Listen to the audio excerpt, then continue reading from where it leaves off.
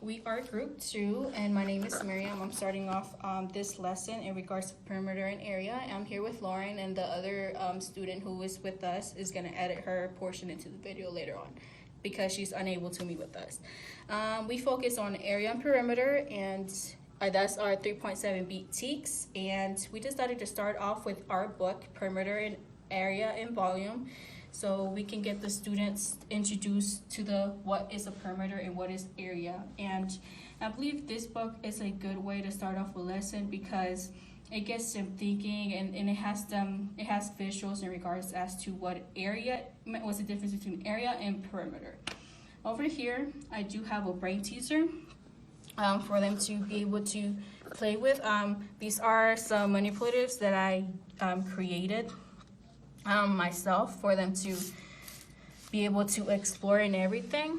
And for perimeter and area, I would want them to create their own shapes. I would have a piece of paper as they draw their shapes that create with these manipulatives. And regards of the length and size, I want them to count each square and write down how many squares are on each side on their piece of paper and be able to add them up or multiply for them to find the area and perimeter. For them to understand what the difference between area and perimeter, I would emphasize that whenever we are finding the perimeter of a shape, we're just adding the outside measurements of a shape. And when we are finding the area of a shape, we're multiplying the length and the width. We're not going to focus on triangles because that's a little bit on the more advanced level, but we just decided to focus on rectangles and squares. Alrighty, and my name is Lauren, and I'm going to focus on the activities. We have 3 here. For the first one, after we do the brain teaser and introduce the video, we're going to do just a simple worksheet. Seems simple, but my 2nd grade CT does it, and the kids actually really enjoy them because it lets them practice what they've learned. We will let them do this in groups, that way it is interactive. There's 4 questions on it. The second one down here is called an I Spy game. What they do, there's instructions on it. They're going to get their math journals and a ruler and a pencil. They're going to pick their partner, and they're going to go around the room and measure 10 items that are no bigger than their ruler. At first, all they're going to do is write down the dimensions of all 10 items that they have measured, and then once they're done, they're going to draw a picture of them, go back to their seats, and find the perimeter and area of those items. So here's an example of one I did, just to show you what I would expect of them. There's a Kleenex box and an iPad mini, just pretty everyday items that you would find in an elementary classroom.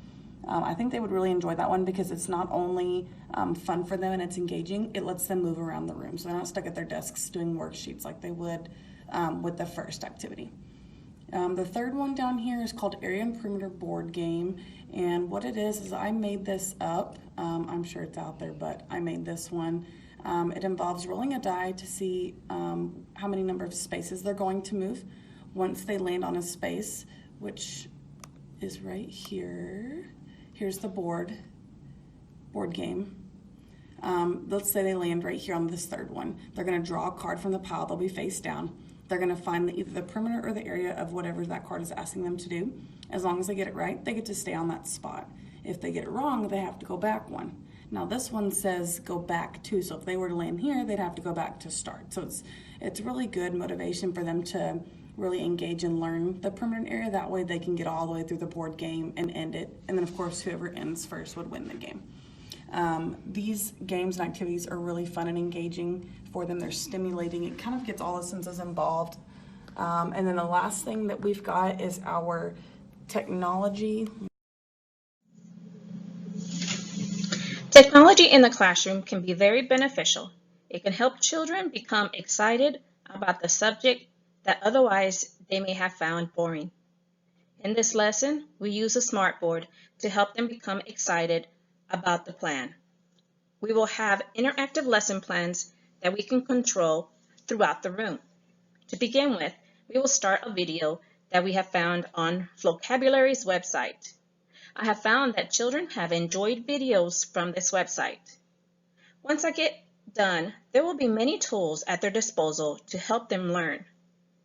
One of those is a calculator, and it's instrumental in calculating perimeter and area, especially whenever you're in length and width. To start with, to become large numbers. Next, I've attached the video that the children will be able to see whenever they're in classroom preparing for their lesson plan. I hope you enjoy it.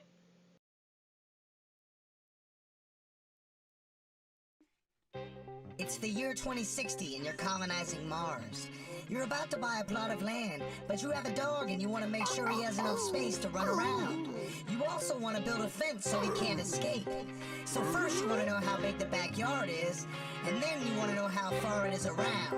To figure this out, you have to find the area, that's the space inside. For a rectangle, its length and width are multiplied. And perimeter, the distance around a shape. Just add the sides together and then you'll be great with the area. That's the space inside. For a rectangle, its length and width are multiplied. And perimeter, the distance around a shape. Just add the sides together and then you'll be great. Yeah, here I am on Mars, trying to find out the size of my backyard. Well, it's a rectangle, right? So what if we cut it into squares of the same size that are 1 unit long by 1 unit wide? These are called square units. Add them all up, surprise! You got 72 square units, or feet, cause that's the unit we're using. But who has time to count squares? Length times width is the quickest way to get there. Yeah, that's how you find the area. A nice little formula that'll take care of you. And I need to hurry cause my dog is starving. Let's find the area so I can feed Marvin. My yard is 9 feet long by 8 feet wide. I get the area when I multiply each side. And 9 times 8 is 72. But here's another way for you to think it through. Basically, you take the rows and figure how many square units fit inside of those. Yo, my backyard is wide, 8 feet. So that's 8 rows with 9 square units in each. So multiply the 8 rows by the 9 square units. You get 72. Yup, you knew it. The area, that's the space inside. For a rectangle, its length and width are multiplied. And perimeter, the distance around a shape. Just add the sides together and then you'll be great with the area. That's the space inside. For a rectangle, its length and width are multiplied. And perimeter, the distance around a shape. Just add the sides together and then you'll be great. Now I've got my area for my yard on Mars, and there's plenty of room for Marvin to live large. But now I need a fence, cause I heard the animals on Mars could be intense.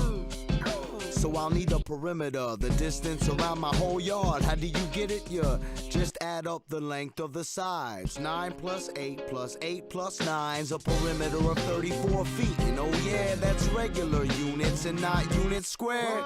So let's take a look from another angle. To get the perimeter of a square or rectangle, you add 2 widths plus 2 lengths. Here's a formula, don't forget to say thanks. 2 times length plus 2 times width to get a square or rectangle perimeter quick.